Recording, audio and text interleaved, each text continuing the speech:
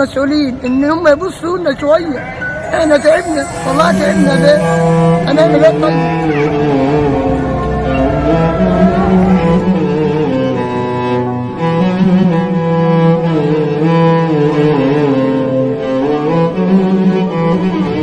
أهلا بكم متابعي ومشاهدي موقع تلفزيون الخبر المصري في كل مكان. معكم عبر هذا البث الجديد محمد كمال من محافظة سوهاج. بنرصد لحضراتكم حكاية ومعاناة أصحاب محلات منطقة عرام بحي غرب سوهاج. سور بارتفاع 4 متر يفصل المحلات عن البايع والمشتري حتى أصبح عائق ويهدد بقطع أرزاق أصحاب المحلات. للمزيد من التفاصيل عن المشكلة خلونا نرحب بضيوفنا. أهلا بيك، عرفنا بنفسك. أحمد شعبان فرغ الأحمد. إيه المشكلة اللي حصل؟ المشكلة المحلات والسور. السور 4 متر وحاجزنا وما عارفينش نبيع ولا نشتري وقافلين من ساعة ما دفعنا، والإيجار علينا ورفعوا قضية علينا تبديد محل، والبضاعة باظت وقافلين ولا فاتحين ولا أي حاجة. تمام. بس ومحدش فينا سعادتك بياكل لقمة عيش. طب انت سعادتك كل شهر مطلوب مننا 1900 جنيه ايجار، طب انا هجيب منين غير ميه غير نور سعادتك؟ طب انا الزبون مش راضي يخش لي من السور. انا سعادتك برضه السور سعادتك ل 45 محل يبقى فيهوش غير 3 بوابات اول عن اخر. طب باقي ال 45 محل هياكلوا ويشربوا منين؟ يا باشا انت شفت كل حاجه قدام عينك، شفت الزباله، شفت السور، شفت الناس المحلات اللي جايبه بضاعه. انا واحد من الناس والله صاحب قرض عشان خاطر اجيب بضاعه واوظف دكاني، ما معيش ادفع. انا ليا شهرين ما دفعتهوش. الناس كلها نفس الحوار. يعني انا خايف النهارده قبل بكره هيجي. طب سعادتك هيجي يحبسني بتاع القرض ولا هيجي يحبسني بتاع المجلس اللي رفع عليه قضيه عشان الايجار؟ طب انا هجيب منين وانا راجل صاحب بيت؟ انا ما معيش. احنا كلنا كده ارزاقيه على باب الله. انت قلت احنا هنعمل لكم محلات عشان خاطر ما ينفعش توقف في الشارع بياع متجول كل شويه. المرافق بساعتك ممنوع ان انت توقف من بره. طب انا هقف منين؟ طب قلت لي سلمتني محل، طب هجيب منين ايجاره سعادتك؟ ما انا ما فيش. طب ما انت شفت سعادتك التراب على البضاعه وشفت البضاعه. انا جايب البضاعه من الناس والله العظيم مدي صلاه امانه على البضاعه اللي احنا جايبينها، وواخدين قرض على المحل عشان نوضبوه سعادتك. طب منين هدفع؟ انا واحد من الناس انا ليا شهرين ما دفعتش القسط. طب اخر حاجه راح رن عليا قال لي يا استاذ احمد المحامي هيشتكيك. طب قلت له طب يا ريس طب هيجيب منين؟ ما انا خدت الفلوس اللي انا اوضب الدكان اللي انا اتعايش. طب انا هجيب منين؟ ما معيش هجيب. كلنا كده كلنا. يعني جنبيه برضه سالفه قرض عشان خاطر تدخل ميه ونور، واللي جنبي نفس الحوار. احنا واللي جنبنا ده راجل مريض سكر هيجيب منين؟ رجله وعياله. طب بياخد انسولين وبياكل ويشرب، طب هيجيب منين؟ اللي زي كده وما معهوش فلوس يدفع ايجاره، ما معهوش. كلنا ما معناه. ولما بيجي بتاع بضاعه كلنا بنستلفوا من بعض عشان حتى نمشي الرضوع عشان البضاعه قاعده. يقول لك طب انا مالي، لا تديني بضاعتي لا تديني فلوس. طب انا هجيب منين واتعايش منين؟ انا راجل صاحب بيت.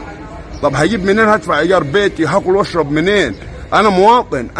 انا مواطن. انت بتقول ده معمول للشباب اللي محدوده الدخل. طب سعادتك هدفع 1900 جنيه على حاجه انا ما اشتغلتش فيها وقلت محدود الدخل، وجنبي هنا مأجر ب 700 جنيه والله العظيم. الدكاكين برضو اكشاك من المحافظه مأجر ب 700 جنيه وانا ادفع 1900 جنيه في حاجه ما اشتغلتش، واللي جنبي مش معمول له سور سعادتك. طب هجيب منين؟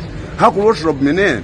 واديك كل يوم والتاني سعادتك تعالى صورنا كل يوم عند المحافظ شيك، عند المجلس شيك. طب هروح مجلس المدينه ماشي، هنروح حي غرب ماشي. طب رحنا حي غرب سعادتك بنقول طب خلاص سعادتك خد العقد اهو انا مش عايزه. راح قال لك ادفع اللي عليك. طب هجيب منين 22000 عليا ايجار من شهر 3 اللي فات سعادتك؟ طب هنا حتى الارض مش موضب عشان الزبون يخش، هيقول لك اخش في الجزاز واخش في الطوب. يا باشا والله العظيم ما حد فينا بيتعايش. كل يوم على هذا الوضع نيجي ونقعد ونطلع على المحافظ. رحنا للمحافظ مره واثنين وثلاث، كلمنا اعضاء مجلس الشعب وراحت معانا برضو ما عملوش حاجه. يعني كلمنا حاتم مبارك راح معانا الراجل يشكر كتر خيره من السماء للارض، راح معانا وقدم لنا طلبات واشتكوا في المجلس. الاستاذه فريده برضو راحت معانا وقدمنا ورحنا وقالتها في المجلس. يعني انا عندي الفيديو اللي هي اتكلمت حضرتك النايبه مرت الحاج احمد ابو حجي في المجلس، اتكلمت على هذا الوضع في المجلس نفسه انا عندي الفيديو اتكلمت على البيكات اللي في ميدان العارف بصهاج، سور ارتفاعه 4 متر، انا عندي الفيديو. ولما جه المحافظ سعادتك قال لك برضه نفس الحوار، مش هينفع السور 4 متر، الناس هتخش منين للناس تتعايا. ولما جت اللجنه بتاعت القاهره باستلام المحلات عشان تشوف الوضع بتاع المحلات وتشوف الناس بتاعت المحلات اللي هتتعايش منين، اللجنه عن نفسها ما وافقتش سعادتك على السور بالذات. اللجنه بتاعت القاهره يعني ولا ناس نعرفوها ولا جايبينها، يقول لك مثلا هم جايبينهم، دي لجنه سعادتك بتبقى مشكله من المحافظه ومن الحي وبتبقى من الغرفه وبتبقى من الناس كلها يا باشا اللجنه ديت، وبتيجي قايم يا باشا، يقوم قايم اللي قايم على المساحه، اللي قايم المساحه ان ده منطقه عشوائيه، اللي قايم سعادتك قايم 1900 جنيه الايجار بتاعه، قايم غلط. دي منطقه عشوائيه مش منطقه سياحيه، دي منطقه عشوائيه سعادتك. لما في انضف محل بره يا باشا بتاجره ب 800 جنيه وب 900 جنيه وب 1000 جنيه سعادتك، مش هنا ايجار 1900 جنيه. طب هجيب منين وانت اساسا عامل لي سور سجن؟ والله العظيم انا عندي الفيديو لما جت اللجنه بتاعت مصر بتتكلم مع رئيس الحي والنايبه بتاعته راحت قالت له ده سجن مش سوق، ده مكتوب سوق تجاري حضاري. راح قالت له ده مكتوب، ده المفروض يتكتب سجن تجاري حضاري، ده سجن مش سوق. يعني احنا ما جبناش حاجه من ده اللجنه نفسها يا باشا، احنا ما عارفينش ناكل، ما عارفينش نشرب، ما عارفينش ننام، خايفين نتحبسوا. انا واحد من الناس خايف اتحبس، يعني انا واحد من الناس على القروض اللي عليا مثلا خدتها على المحل عشان اوضب عشان اتعايش، خايف اتحبس. انا ماضي ايصالات لبتاع البضاعه، خايف اتحبس. كل شويه يقول لي لا الدفع للحبس، اروح اشتكي. طب هجيب منين؟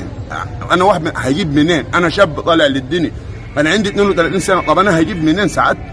ما انا عليا ايجار مقوم، هجيب منين؟ ولما تيجي تتكلم يقول لك ايه؟ عايز تسلم ادفع اللي عليك. طب انا هدفع منين 22,000 سعادتك؟ انا ما معيش، لما انا ما اشتغلتش بجنيه هدفع منين 22,000 ايجار عليا؟ وتقول لي هستلموا منك.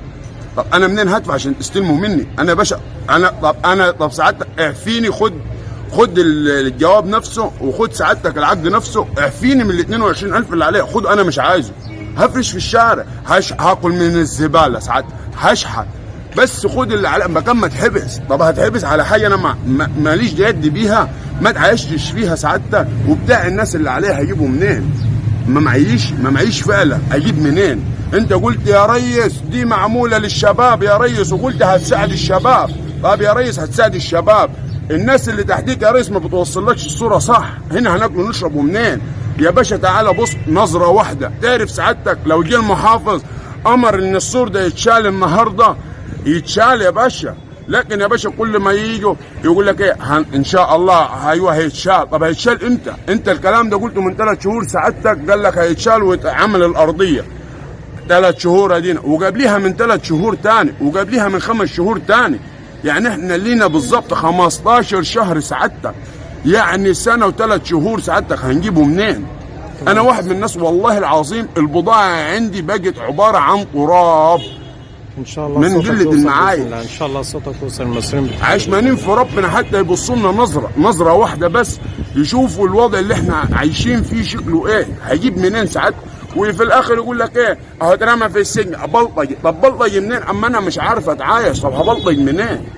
انا ري صاحب بيت هبلطج. الحاجه سميره معوض احمد ابو زيد، انا بناشد المسؤولين يبصوا علينا، احنا هنتحبس لينا 1.5 سنة على كده وهنتحبس وهيشتكونا، ونشوف السور ده وما قادرينش ناكل عيش ولا نشربه ولا قادرين حتى نسدد اللي علينا يا باشا. طب هنروحوا فين؟ احنا هنروحوا فين؟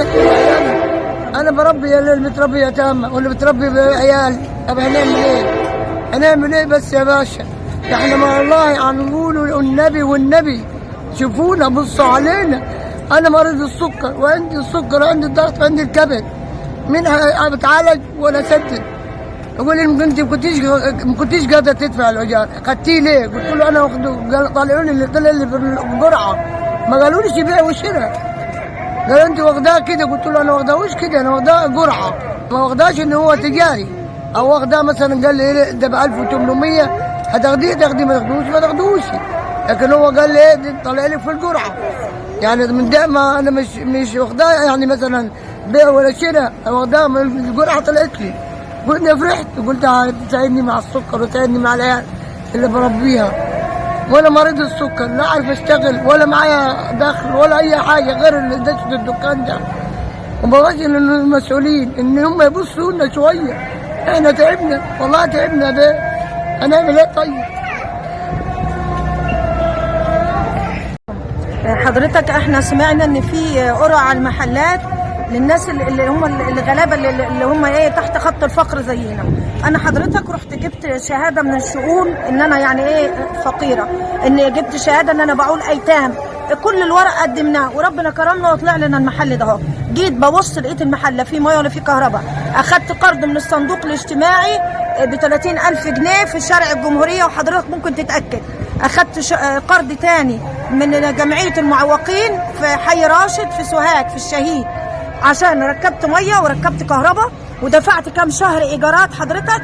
وقلت ايه وجبت البضاعه دي، بص حضرتك اهو محلي ده، وجبت البضاعه قلت اتعايش ليا النهارده 15 شهر اجيب البضاعه، يا اما تموت يا اما اترجى للناس ان ده خد وده خد وده خد، ومفيش بيع ومفيش شراء. يرضي ربنا كده؟ انا بهب المسؤولين ارحمونا، احنا ناس فقراء.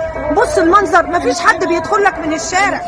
طب انا القرض عملت بيه ميه وعملت بيه كهرباء ودفعت كام شهر ايجار، بعد كده اعمل ايه؟ ممكن حضرتك تقول لي اعمل ايه؟ طب ما انتوا بتقولوا المرأة ونساعد المرأة، والمرأة اللي معيلة، وانا مرأة معيلة وعندي 5 اولاد ايتام.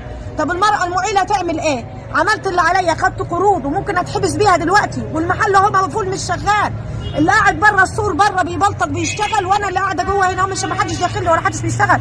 طب قول لي انا كست اعمل ايه؟ معايا ايه تاني اعمله؟ فاحنا بنهب المسؤولين يرأفوا بحالتنا وبينا وينظروا لنا نظره رحمه. المحلات اللي بعدينا والمحلات اللي قبلينا ب 700 جنيه ايجار، اللي مفيش سور حضرتك.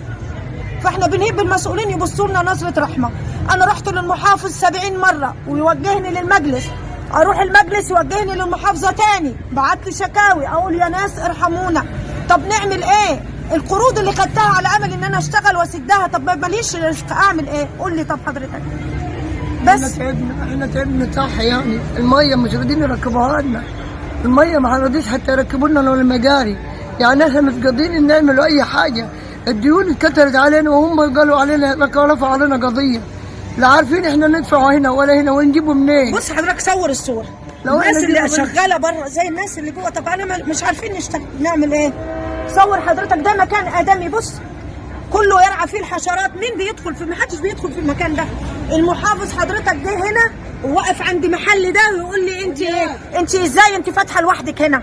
ازاي؟ مين بيدخل لك هنا؟ قلت له محدش بيدخل لي، ووعدنا ان هو هيغير الوضع والكلام ده من 3 شهور وما فيش حاجه.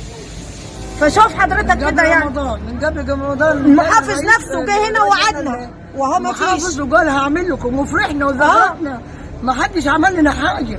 وكل ما نروح هناك المجلس يقولوا احنا مش هنعملوه. مين قال لكم خذوه؟ مين قال لكم خذوه؟ اسددوا اللي عليه وسيبوه. احنا جربنا على كده ان احنا نشتكي. فحضرتك عايزين يعني توصل صوتنا للمسؤولين، قول لهم يعني الرحمه بالناس الغلابه دي. هنتحبس 35 نفر هيتحبس. احنا مش عايزين غير نتعايش زي الناس، يشيلوا السور، يخفضوا لنا الايجار شويه، يسوونا كل المحلات اللي جنبينا دي بس. وشكرا وجزاك الله خير. شكرا، الف شكر.